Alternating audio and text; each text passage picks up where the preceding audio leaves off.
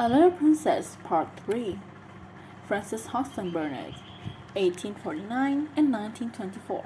Frances Hodgson Burnett was born in England but moved to Chesapeake in 1865. As a poor young girl, she would scrawl stories in old notebooks.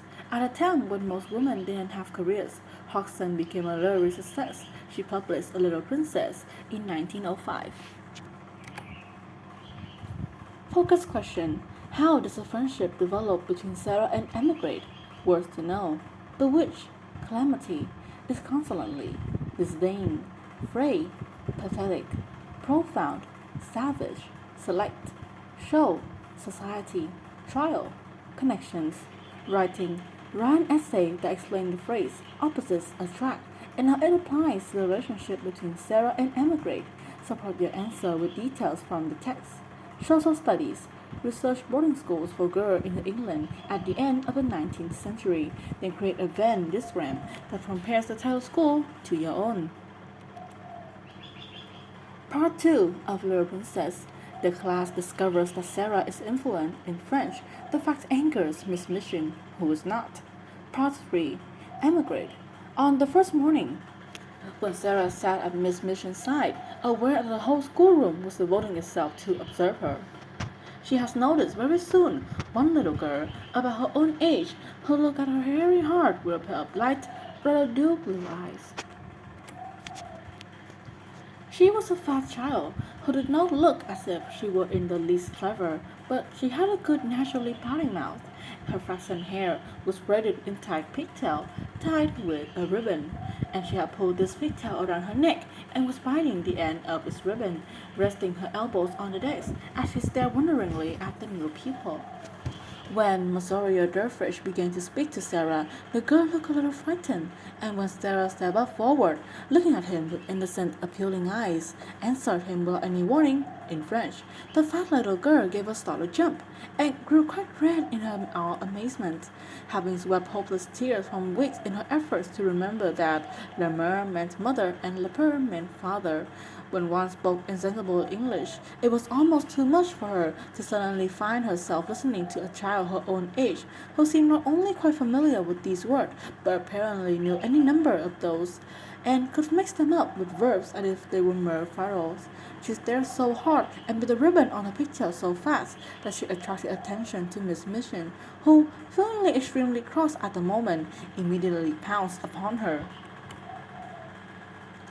"Miss John," she exclaimed severely, "what do you mean by such conduct? Remove your elbows, take your ribbon out of your mouth, sit up at once." Upon which Miss John gave another jump, and when Lavinia and Jessie tipped her, she became redder than ever, so red indeed, that she almost looked as if tears were coming into poor dear childish eyes, and Sarah saw her, and was so sorry for her, that she began rather to like her, and want to be her friend. It was a way of hers to always want to spring into a fray in which someone made uncomfortable or unhappy. If Sarah had seen a little boy and lived a few centuries ago, her father used to say, she would have gone over the country with her sword drawn, rescuing and defending everyone in distress. She always wants to fight when she sees people in trouble. So she took rather a fancy to fat, slow little Miss John, and kept glancing toward her through the morning. She saw that lessons were no easy matter to her, and that there was no danger in her ever being so spoiled and being treated as a show pupil. Miss John's French lesson was a pathetic thing. Her pronunciation made even Miss Rondon Ferris smile in spite of himself, and Lavinia and Jessie were more fortunate girls. Either giggled or looked at her in wondering disdain. But Sarah did not laugh. She tried to look as if she did not hear when Miss John out, Le Bon Pain and Le Bon Pain. She had had a fine, hot little temper of her own, and it made her feel rather savage when she heard little tutors and saw poor, stupid, distressed child face. "It is funny, really," she said between her teeth as she bent over her book. "They ought not to laugh."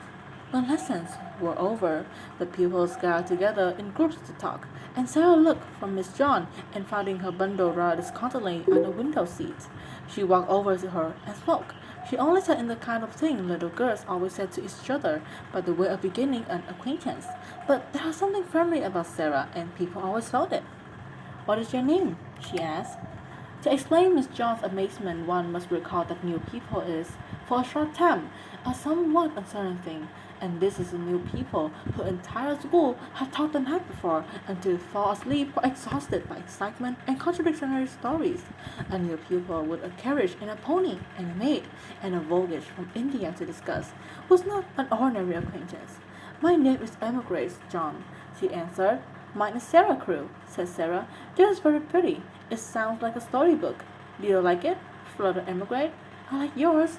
Miss John achieved trouble in life, and was that she has a clever father. Sometimes this seemed to her as a dreadful calamity. If you had a father who knows everything, who speaks 7 or 8 languages, and has thousands of volumes, which he had apparently learned by heart, he frequently expects you to be familiar with the context of your lesson books at least, and it is not improbable that he will fill you out, or to able to remember a few incidents of history, or to write a French exercise.